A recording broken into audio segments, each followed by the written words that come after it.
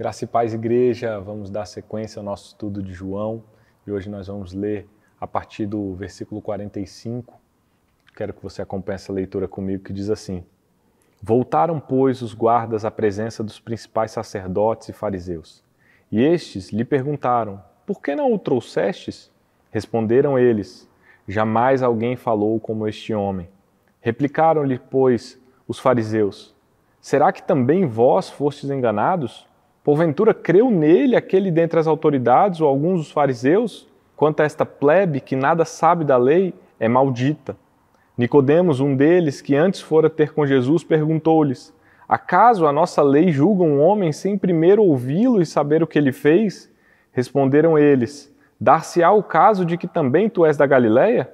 Examina e verás que da Galileia não se levanta profeta, e cada um foi para a sua casa. Até aqui, vamos orar.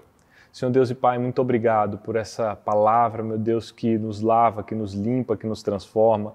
Nós te agradecemos, Deus, pelo recurso, pela tecnologia que hoje nos permite divulgar essa palavra, meu Deus, e eu oro pedindo que cada vida que tem acesso a esse conteúdo, que seja ricamente tocada, transformada, edificada pela Tua palavra. Deus, que essa palavra que é mais cortante do que qualquer espada de dois gumes, que hoje, Pai, com a leitura dessa palavra, com a exposição dessa palavra, ela possa mais uma vez nos transformar e nos levar, meu Deus, a estar mais próximo de Ti, a amar mais o Senhor. É o que eu te peço, em nome de Jesus Cristo. Amém e graças a Deus. Hoje nós vamos compartilhar um pouco desse texto e eu gostaria de focar hoje num tema que é a humildade.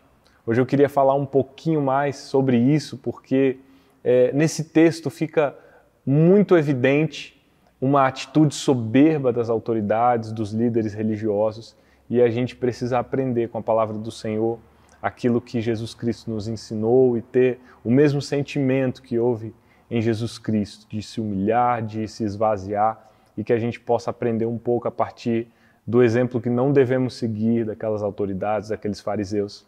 E hoje a gente vai tratar sobre esse retorno dos guardas. Os guardas que eram da polícia do templo, eles voltam de mãos vazias, sem Jesus Cristo, e acontece ali um diálogo bastante interessante, a gente vai meditar sobre isso. Mas hoje eu queria que a gente pensasse na humildade, e a humildade, ela é uma marca do cristão, ela deve ser uma marca de todo aquele que é nascido de novo, e a gente precisa viver isso. E como que a gente aprende a viver cada dia mais a humildade? É no dia a dia, observando as nossas falhas, os nossos erros, aquilo que a gente precisa mudar, transformar, moldar.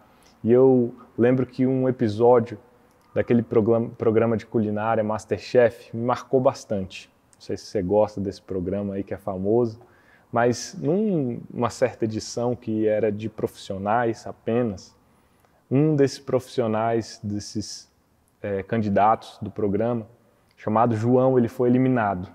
E quando ele foi eliminado do programa, ele foi entrevistado pela apresentadora, a Ana Paula, e ela perguntou assim para ele: o que você estava achando, né? Como é que foi ter participado do programa? E no meio daquela fala ele solta uma indignação. Ele não achou muito correta a sua eliminação. E ela pergunta: por que você não achou correto? Ele fala assim: eu não achei correto porque eu saí para um prato de carne refogada.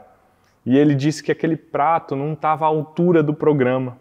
E que o programa não era só sobre fazer comida gostosa, mas era sobre técnica, sobre qualidade. E aí ela pergunta: você não acha que o sabor é o mais importante? Porque eu não estou vendo o que o cozinheiro está fazendo, a higiene dele, a técnica que ele está usando. Para mim o que importa é o sabor. E aí o chefe, numa atitude bem soberba, esse participante diz assim: mas você é leiga. E quando ele fala isso, ele deixa transparecer nesse comentário que ele estava rebaixando a apresentadora a uma categoria inferior de conhecimento. E eu reflito sobre esse episódio em particular porque a humildade é quando a gente está disposto a ouvir, é quando a gente está disposto a entregar as nossas limitações, as nossas incapacidades, é quando a gente se apresenta a Deus e diz assim: Deus, eu preciso da sua dádiva, eu sou carente daquilo que o Senhor tem para mim. E o oposto da humildade é o orgulho, a soberba, que é justamente desprezar o outro, que é justamente ser autossuficiente, que é não necessitar de nada, de ninguém, estar acima de tudo e de todos. E é por isso que em Tiago, no capítulo 4, versículo 6, ele citando Provérbios capítulo 3, diz o seguinte: Deus resiste aos soberbos, mas dá graça aos humildes. Sabe o que isso significa, meus queridos? Que quando não há humildade, quando não há essa postura de se apresentar diante de Deus demonstrando, sabe, uma necessidade, demonstrando que é necessário receber a graça de Deus, quando não há essa postura e há uma postura de soberba, o soberbo ele vai encontrar resistência da parte de Deus, porque o soberbo ele não necessita de nada. O soberbo ele não entende que precisa da dádiva do Senhor. E dito isso, eu quero que a gente medite nesse texto, mergulhe um pouco mais nesse contexto onde a gente vê exatamente essa postura na vida desses líderes religiosos, dessas autoridades, desses fariseus. E retomando o que nós lemos, para a gente entender melhor, eu quero dar um contexto do que nós estamos acompanhando. E o contexto é que ainda nós estamos nesse período onde Jesus está em Jerusalém por ocasião da festa dos tabernáculos, então ele ensinou no templo, a gente viu que houve algumas controvérsias em relação àquilo que a multidão pensava, e Jesus Cristo, enquanto estava ali naquele ambiente de festa, ele, no versículo 32, teve expedido pelos líderes religiosos, por essas autoridades, um mandado de prisão. Então, a guarda do templo foi informada de que deveria prender Jesus Cristo. E eles vão até lá. E a Bíblia diz que em algumas ocasiões tentaram, mas não conseguiram prender Jesus. E a gente sabe que a hora de Jesus, ela não era determinada pela força ou pela competência dos policiais, dos romanos ou de qualquer pessoa que fosse. A hora de Jesus Cristo estava determinada apenas pela vontade de Deus Pai. Então, esses homens não conseguiram prender. E agora, a gente vê uma narrativa onde esses guardas retornam para aquelas mesmas autoridades que tinham pedido a prisão de Jesus Cristo, mas eles voltam de mãos vazias. Então, no versículo 45, a palavra diz assim: Voltaram, pois, os guardas à presença dos principais sacerdotes e fariseus, e estes lhe perguntaram: Por que não o trouxestes? Então, após esse mandado de prisão que está relatado no versículo 32 desse capítulo 7 de João, os guardas eles retornam sem Jesus Cristo. Então, esses fariseus, esses líderes perguntam qual é a razão deles não terem prendido Jesus Cristo. E aqui no versículo 46 eles dão uma resposta que é maravilhosa.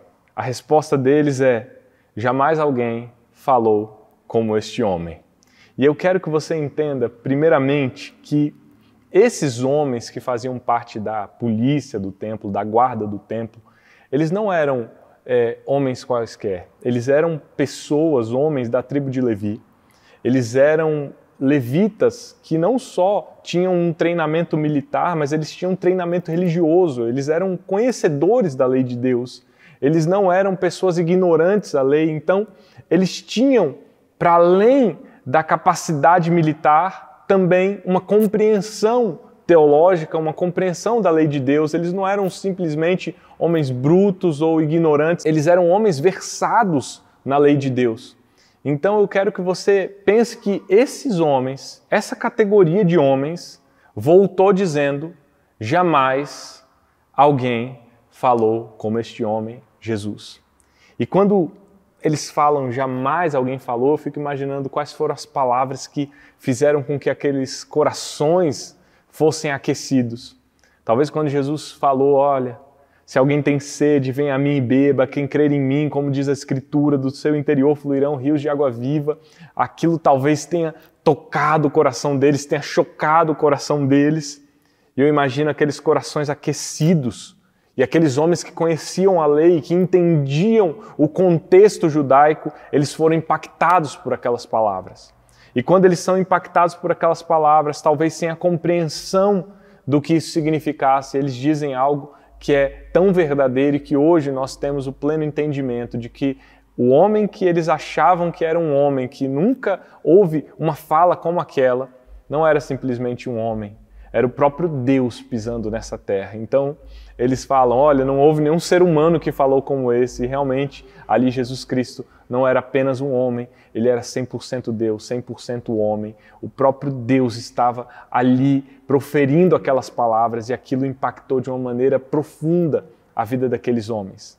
Então, no versículo 47 a 49, a gente vê que aqueles líderes religiosos, os fariseus, eles ficam indignados com essa resposta. E o versículo 47 diz o seguinte: replicaram-lhes, pois, os fariseus, será que também vós fostes enganados?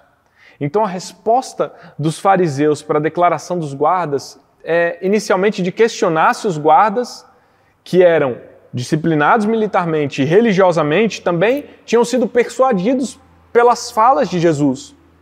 Porque na cabeça daqueles homens havia uma categoria de pessoas que eram conhecedoras da palavra e pessoas que não sabiam de nada.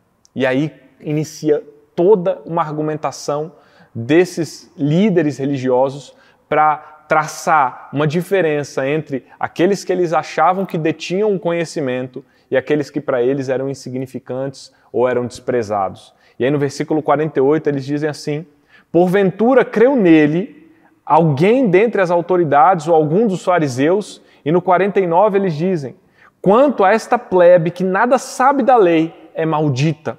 E o que eu quero dizer para você é que eles estavam ali desconstruindo a autoridade de Jesus Cristo, fazendo um contraponto entre a liderança religiosa, que na cabeça deles detinha o conhecimento da lei, em contraposição ao povo, que aos olhos desses líderes religiosos, eles eram apenas uns ignorantes, suscetíveis a qualquer tipo de argumento persuasivo.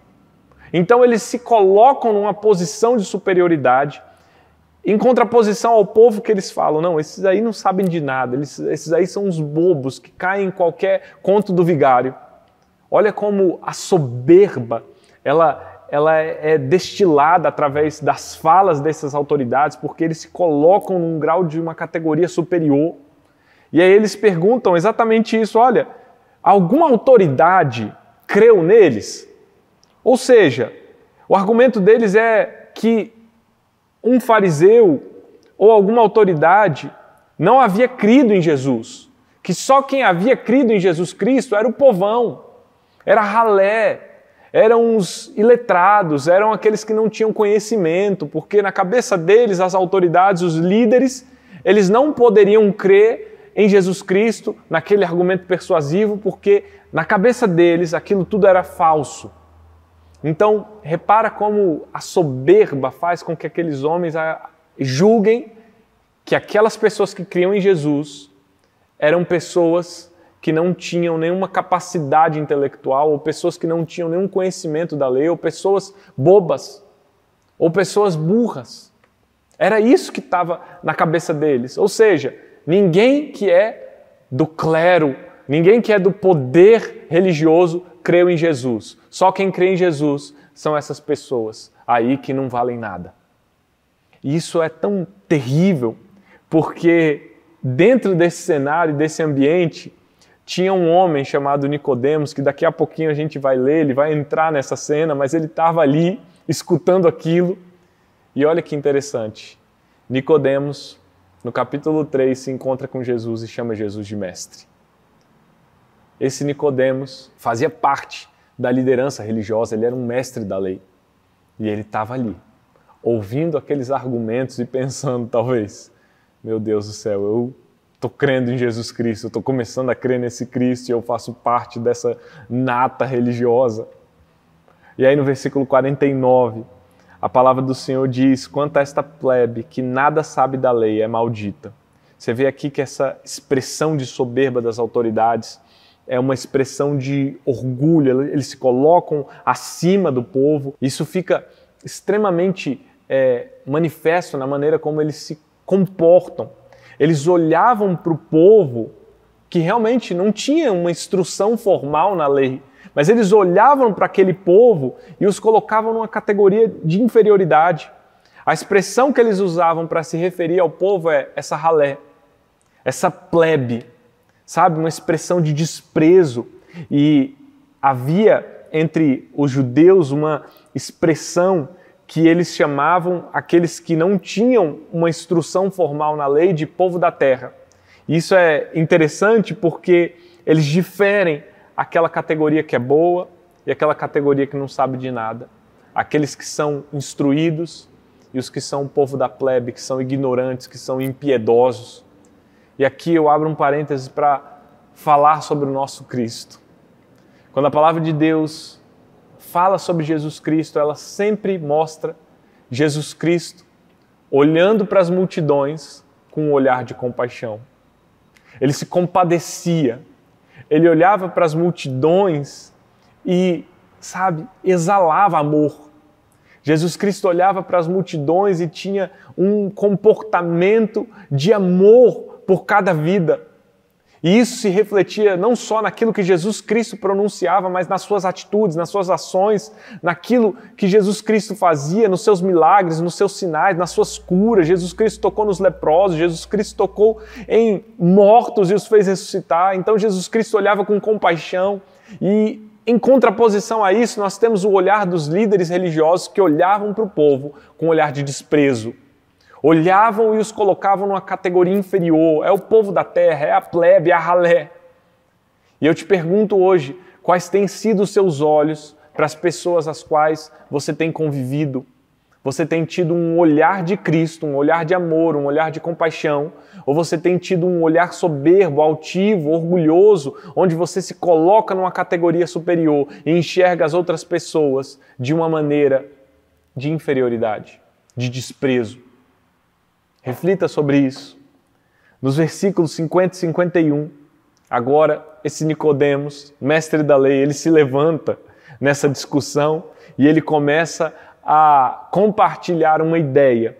No versículo 50, a palavra de Deus diz assim: Nicodemos, um deles, que antes fora ter com Jesus, perguntou-lhes: acaso a nossa lei julga um homem sem primeiro ouvi-lo e saber o que ele fez? Então, nesses versículos 50 e 51, Nicodemos está não diretamente defendendo Jesus Cristo, mas fazendo aquelas autoridades soberbas e orgulhosas a refletirem, a ponderarem, a pensarem.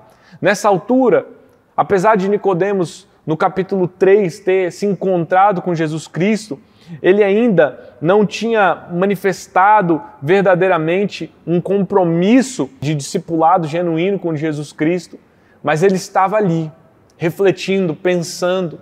E a reflexão que Nicodemos traz para esses homens é: vamos respeitar um procedimento. E ele evoca aqui um procedimento que era uma lei rabínica, não é propriamente extraído das Sagradas Escrituras, mas havia um entendimento rabínico daquela época de que um homem, para ser julgado, ele deveria ser ouvido primeiro.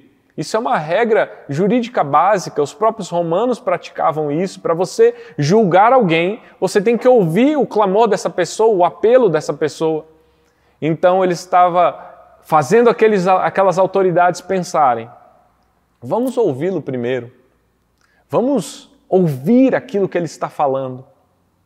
E você sabe que uma das posturas de humildade é dar ouvidos, dar atenção. Quando alguém é altivo, é orgulhoso, é soberbo, essa pessoa, ela não quer ouvir o que o outro tem a dizer, porque na cabeça dela não tem nada de proveitoso no que o outro irá dizer. Então você não tem ouvidos para escutar o que o outro quer colocar, quer falar. E você sabe que a sabedoria bíblica, ela nos leva numa direção totalmente oposta. Ela nos leva em uma direção onde nós devemos parar para ouvir, escutar, ouvir o que o outro tem a dizer. Isso é uma postura de grande humildade. E eu te pergunto, você tem escutado, você tem parado para ouvir? Olha o que Tiago novamente diz no capítulo 1, versículo 19. Vocês sabem estas coisas, meus amados irmãos. Cada um esteja pronto para ouvir, mas seja tardio para falar e tardio para ficar irado. Então, o soberbo ele não tem nada para ouvir. Ele não quer ouvir o outro, porque ele se julga superior, ele despreza o outro.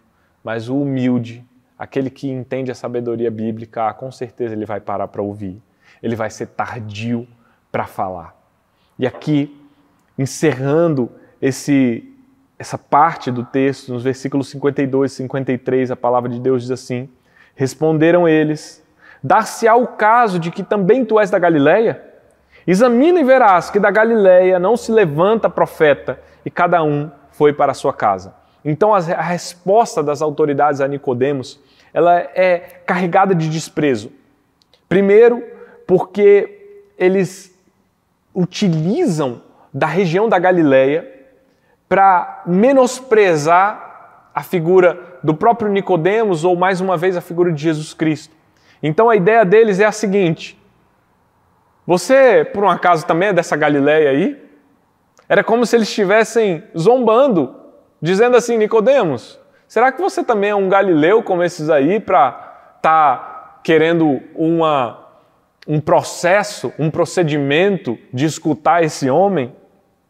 Isso a gente já viu em algumas mensagens passadas, mas sempre vale a pena reforçar que a região da Galileia, que é uma região que fica mais ao norte de Israel, ela é uma região que tinha um olhar de desprezo e de menosprezo. Na palavra anterior a gente viu como Nazaré, que é uma das cidades que faz parte da Galileia, era insignificante, era tratada com um menosprezo muito grande. Então, talvez por conta de um domínio gentílico que houve ali no norte, na região da Galileia mais propriamente, houvesse esse desprezo entre a região sul, a Judéia, e o olhar deles que conservaram mais a pureza do judaísmo em direção à Galileia. Então, por isso que eles fazem de uma maneira irônica, perguntando assim: Nicodemos, você deve ser da categoria desse povo aí da Galileia para fazer essa defesa a Jesus. Era mais ou menos isso que eles estavam falando para Nicodemos. E em seguida, eles fazem um convite a Nicodemos. Nicodemos, então faz o seguinte: verifica as Escrituras, verifica a palavra, porque se você verificar a palavra, você vai ver que não se levanta da Galileia profeta. E aqui eu preciso levantar alguns pontos. O primeiro é: qual profeta que eles estavam se referindo? O profeta é um homem que é levantado por Deus para trazer uma mensagem do céu para a terra. Mas em Deuteronômio, no capítulo 18, versículo 18, a gente vê que Deus havia prometido que viria um homem, um profeta semelhante a Moisés, na envergadura de Moisés, e esse homem falaria coisas e o povo deveria ouvir a esse homem. Então havia uma expectativa de um novo Moisés. Esse é o profeta. E à medida que esse profeta viesse, o povo se uniria a esse profeta, como se uniu a Moisés. Então, eu pergunto a você: onde está na Bíblia que esse profeta não poderia vir da Galileia? Em lugar nenhum. Da mesma forma, se fosse um outro profeta, que não de Deuteronômio 18, mas um outro homem, como Eliseu, como Elias, como Isaías, como Jeremias, também não havia nenhuma restrição que ele não pudesse vir da Galileia. Jonas e Naum são exemplos de profetas que vieram da região da Galileia. Então o que eles estavam falando não tinha base bíblica para eles sustentarem. Mas o terceiro e mais importante ponto é que eles não sabiam quem Jesus era. Porque Jesus Cristo, ele não nasceu na Galileia. Apesar de ter sido criado e ter passado boa parte da sua vida na Galileia, Jesus Cristo nasceu em Belém, como nós vimos na mensagem anterior. Então esses homens eram tão altivos, eram tão soberbos, que eles não pararam nem mesmo para escutar de onde Jesus Cristo tinha vindo. E hoje eu quero que você reflita sobre a questão da humildade, sobre ser humilde, sobre ter o mesmo sentimento que houve em Jesus Cristo, de ser um servo, de ser humilde, de dar ouvido, de dar atenção, de ter um olhar de amor. No versículo 53, cada um vai para a sua casa. E como essas pessoas vão para suas casas? como elas deitam nas suas camas, como elas vão tocar as suas vidas. Então a conclusão que nós tiramos disso tudo é: devemos ser humildes como Jesus Cristo foi, devemos ter o olhar de Cristo para as pessoas, nós devemos ter um comportamento digno daquilo que Jesus Cristo nos entregou. Jesus Cristo nos transportou do império das trevas, nos conduziu para o reino do Filho do seu amor. Nós não somos nada diante de Deus, e que a humildade do Senhor, que é o servo do Pai, esteja sobre as nossas vidas, que nós não sejamos, em nenhuma hipótese, como aqueles líderes, como aqueles fariseus que enxergavam as pessoas de uma maneira altiva, de uma maneira soberba, que colocavam em categorias as pessoas. Não, a gente deve seguir o exemplo do nosso Mestre Jesus Cristo. E esse convite é para nós, que eu e você possamos aprender da humildade de Jesus Cristo, para que a cada dia nós possamos crescer nesse conhecimento, nessa vida. E é isso que eu desejo para a sua vida hoje. Vamos orar, vamos clamar a Deus para que a humildade do reino dos céus venha sobre os nossos corações, sobre as nossas formas de viver, em nome de Jesus. Deus, eu oro nesse dia para que todo aquele que, meu Deus, esteja acompanhando essa mensagem, que ele possa, meu Pai, entender um pouco mais da humildade do Senhor. Que nós possamos ter um olhar de amor àqueles que estão ao nosso redor, que nós possamos, meu Deus, aprender contigo a viver uma vida que valoriza o outro, que valoriza o próximo, uma vida, meu Deus, que não coloca, meu Pai, pessoas em categorias e que não trata, meu Deus, as pessoas de uma maneira altiva, com desprezo. Meu Pai, que no nosso coração haja compaixão, que na nossa vida haja a humildade do reino e que nós possamos manifestar isso, meu Deus, todos os dias das nossas vidas. Nos ajuda, nos auxilia, é o que eu te peço, em nome de Jesus. Amém. Que Deus abençoe a sua vida.